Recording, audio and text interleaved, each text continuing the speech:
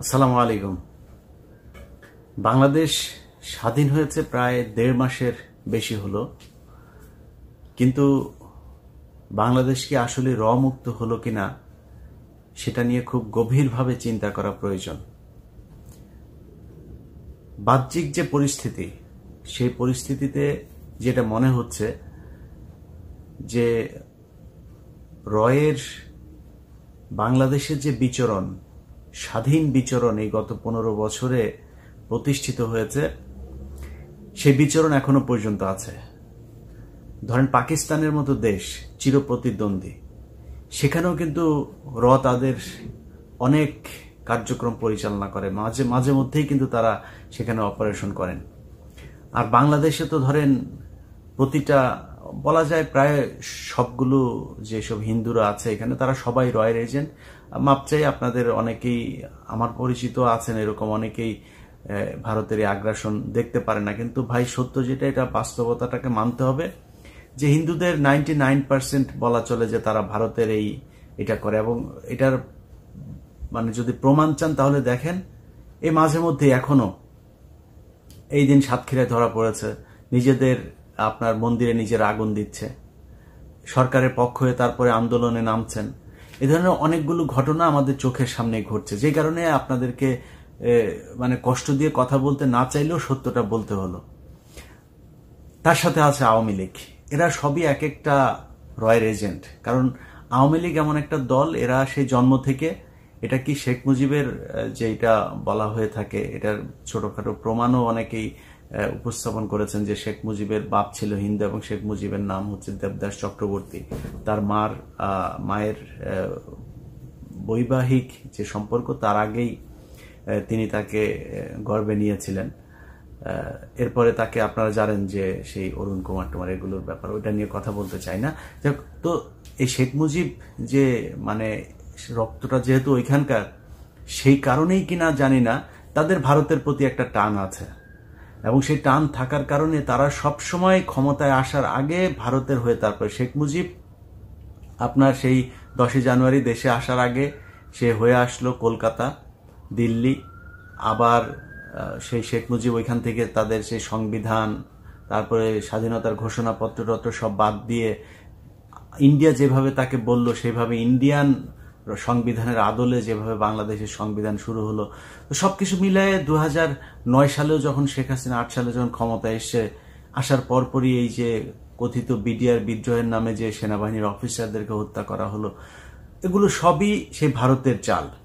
So এরা জন্মগতভাবে, এই দলটা হচ্ছে এই ভারতের পয়দা, এবং তারা সবসময় ভারতের হয়েই বাংলাদেশের মানুষের বিরুদ্ধে কাজ করে, যেটা এই গত 15 বছরের সবচাইতে বেশি ঘটেছে। এখন সেই ঘটনার পরে কি হলো, এখন দেখেন প্রতিটা জায়গায়, একদম গ্রাম থেকে শুরু করে গণভবন, বঙ্গভবন পর্যন্ত সব জায়গায় রয়ের বিস্তৃতি লাভ করেছে। আপনি যদি এই গেল কয়েকদিন ধরে ধরেন ডক্টর কনক সারোয়ারের সহ আরো অন্যান্য যেসব বিভিন্ন জায়গায় ইউটিউব, ফেসবুকে আপনারা যদি কিছু ঘটনা দেখেন, এবং ইদানিং তৃতীয় মাত্রাতেও আপনারা বেশ কয়েকটা প্রোগ্রাম দেখেছেন জিল্লুর ভাইয়ের এখানে, সেখানে একদম স্পষ্ট, যদি এই সেনাবাহিনীর কথাগুলো আপনারা যদি শুনে থাকেন, এই ব্যাপারে কারো একটা শিশুরও কোনো সন্দেহ থাকার কোনো কারণ নাই যে বাংলাদেশটা গেল 15 বছর ধরে ভারত চালিয়েছে।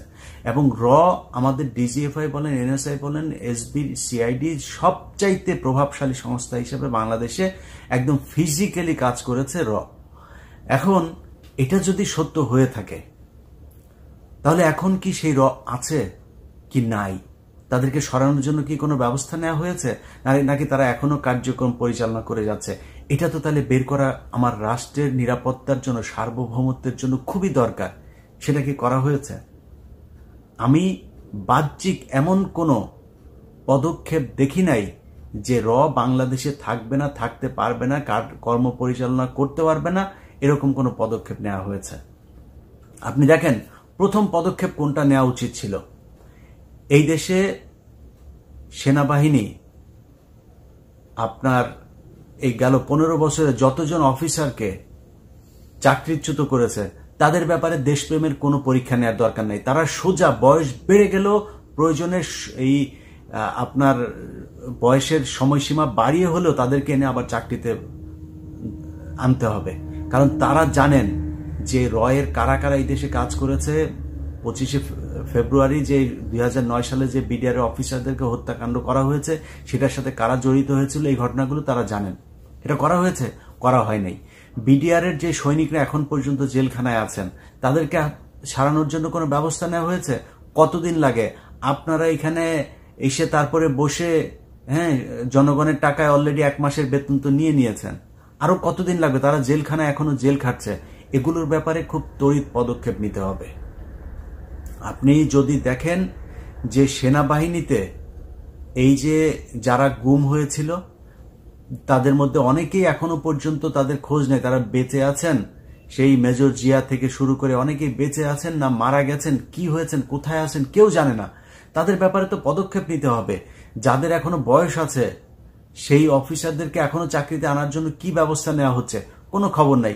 কিছু হইলে তাদের ব্যাপার আপনারা জানেন যে মেজর জিয়াকে বলা হয়েছে সে নাকি কি বলে জঙ্গি। তো এই শেখ হাসিনার এই যে নাটক, ভারতের প্রেসক্রাইবড যে নাটক এই দেশে এই গেল 15 বছর ধরে ইমপ্লিমেন্টেশন হয়েছে, সেই ইমপ্লিমেন্ট করতে গিয়ে যত বাংলাদেশের মেধাবী সৈনিক অফিসারদেরকে এই দেশের মানে শাস্তি দেওয়া হয়েছে, তাদেরকে দেশান্তরিত করা হয়েছে, গুম করা হয়েছে, খুন করা হয়েছে, তাদেরকে দ্রুত ফিরিয়ে আনতে হবে। সেটার কোনো পদক্ষেপ এখন পর্যন্ত দেখি নাই। তো সেটা কবে হবে, কি করা হবে, সেটা খুব দ্রুত পদক্ষেপ নিতে হবে। আরেকটা বিষয় নিয়ে কথা বলে শেষ করতে চাই, সেটা হচ্ছে বাংলাদেশের অনেক মানুষ আছে, এই যে কয়েকদিন আগে যে আন্দোলন হলো সেই আন্দোলনের ভেতরেও প্রমাণ করে গেছেন যে বাংলাদেশের মানুষ তার দেশের জন্য জীবন দিতে পারে, প্রস্তুত।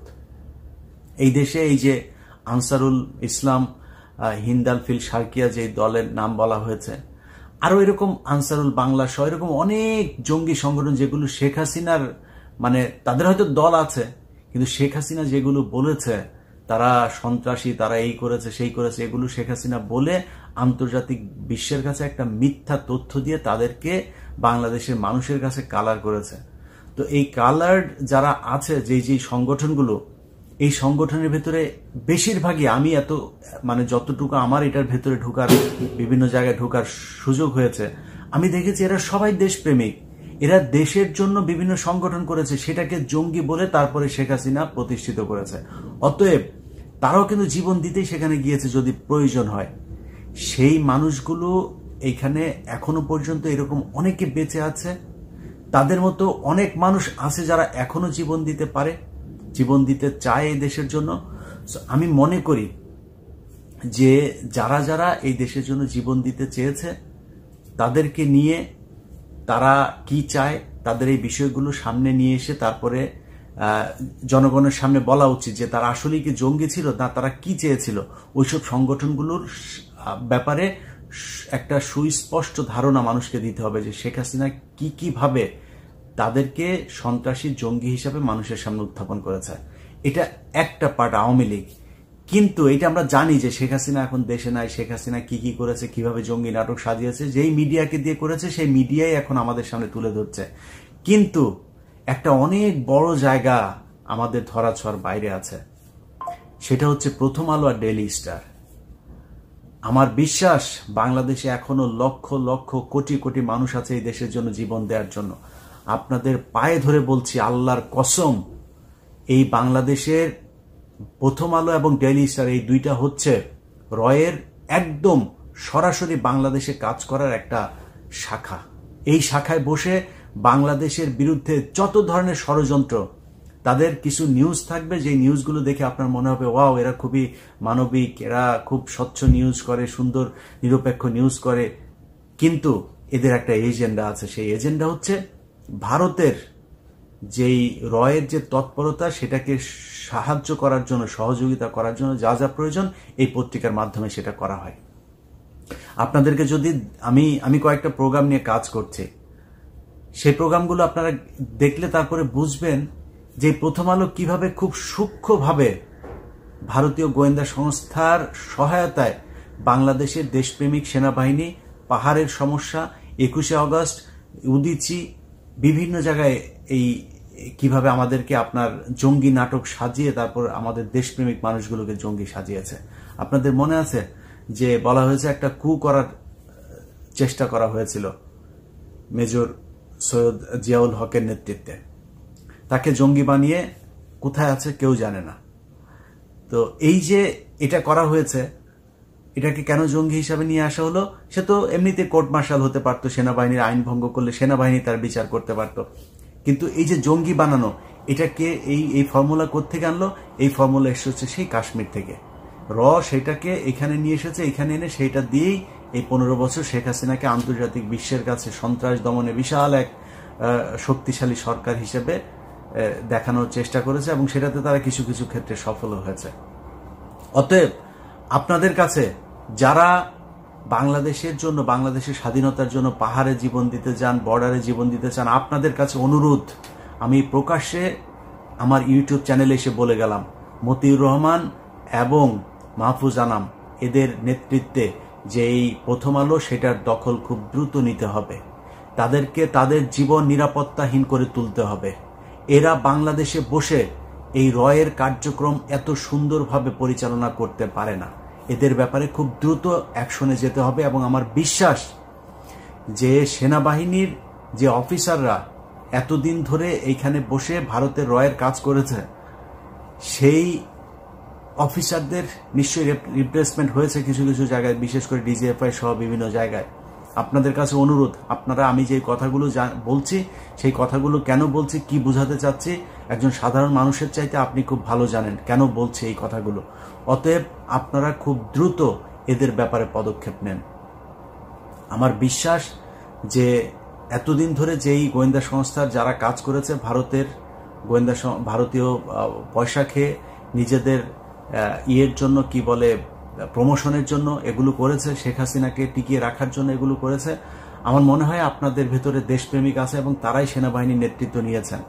যদি না হয় তাহলে মনে করব যে সেনাবাহিনী এখনো রয়ের আন্ডারে কাজ করছেন, শেখ হাসিনার হয়েই কাজ করছেন। এবং আপনাদেরকে আগে থেকেই বলে রাখি, চাকরি সারা জীবন থাকবে না। আপনাদের মতো এরকম বহুত বালের, এই মেজর জেনারেল আর বালের লেফটেন্যান্ট কর্নেল পিছনে পিছনে ঘুরে 2 মিনিট আমাদের চ্যানেলে এসে কথা বলার জন্য, হ্যাঁ। অতএব আপনাদের মতো এরকম বালের লেফটেন্যান্ট কর্নেল, মেজর জেনারেল বালছাল যদি নাকি দেশের বিরুদ্ধে যান না, এই সুযোগ পাওয়ার পরেও আপনারা রিটায়ারমেন্টে গেলে কিন্তু আপনাদেরকে ছাড়া হবে না। একদম মান সম্মান ওই এক কোথাকার এক চাঁদাবাজ টিভির কাছে যায়, তারপরে আপনাদের এই সেনাপ্রধান গিয়া দেয়, অডিও দেয়। কেন দেয় জানেন? কারণ হচ্ছে ওনাদের আরেকজনের আবার আকাম কুকামের সব জিনিসপত্র তাদের কাছে জিম্মি করে তারপরে তার বক্তব্য নেয়। অতএব এই চাঁদাবাজি করলে কিন্তু এরকম যার তার কাছে ধরা থাকতে হবে, চাকরি গেলে কিন্তু ন্যাংটা করে ছেড়ে দেওয়া হবে। সো এখনো সময় আছে, সেনাবাহিনীকে বলবো যে ভালো হয়ে যান। আপনাদের বালের ইয়েতে ভয়ও পায় না, কিছুই না, আপনাদেরকে পান্তা ভাত বানায় দেওয়া হয়েছে। এবার আর ওই আগের মতো অত ধনফোন করতে পারবেন না। আপনারা এই কয়েকদিনে 1.5 মাসের ভেতরেও আপনারা বিভিন্ন গণমাধ্যমে ফোন করে থ্রেট করেন, এই নিউজ করা যাবে, ওই নিউজ করা যাবে না। আপনার বাপের টিভি চ্যানেল না, আপনার বাপের পত্রিকা যে আপনি ফোন করে থ্রেট করেন, এইসব বন্ধ করেন। যদি দেশের জন্য প্রয়োজন হয় আপনি আমারে কিল করে ফেলেন, কোনো সমস্যা নাই, যদি সেটা দেশের স্বার্থে হয়। আপনাদেরকে চিনি সেই 2010 সাল থেকে। সো আমরা বিশ্বাস করি এখনো পর্যন্ত যে সেনাবাহিনীতে সেই 2010 সাল, 11-12 সাল পর্যন্ত যে অফিসাররা ছিল, তাদের যেমন দেশপ্রেম ছিল, আপনাদের ভেতরে সেই দেশপ্রেম আছে, সেই দেশপ্রেমিকরা এখনো আছে। সম্মান রাখতে চাই, আশা করি আপনাদের এই সম্মান আপনারা যোগ্যতার মাধ্যমে এটাকে টিকিয়ে রাখবেন। আমরাও চাই আপনাদেরকে সম্মান করতে। যাই হোক, যেটা বলতে চেয়েছি যে আমার দেশটা এখনো নিরাপদ না। এদেশের সার্বভৌমত্বের জন্য গোয়েন্দা সংস্থাকে আরো কঠোর হইতে হবে, এবং ভারতীয় যে গোয়েন্দা সংস্থা সরাসরি এখানে কাজ করেছে, কারা কোথায় কি করেছে, আমি বিশ্বাস করি যে আপনারা খুব দ্রুত সেগুলো প্রকাশ করবেন। যাদেরকে মিথ্যাভাবে জঙ্গি বানানো হয়েছে তাদের ব্যাপারে ব্যবস্থা নেবেন। জঙ্গি বানানোর জন্য এই যে ডেইলি স্টার এবং প্রথম আলো কিভাবে কাজ করেছে সেটা আপনারা জানেন, সেই ব্যাপারে পদক্ষেপ নেবেন। পাহাড়ে এখন যা হচ্ছে সেখানে কাদেরকে আপনাদের প্যাট্রোনাইজ করা উচিত আর কাদেরকে দমন করা উচিত সেটাও আপনারা জানেন। সো এই কাজগুলো করবেন। সবাই ভালো থাকবেন। আল্লাহ হাফেজ।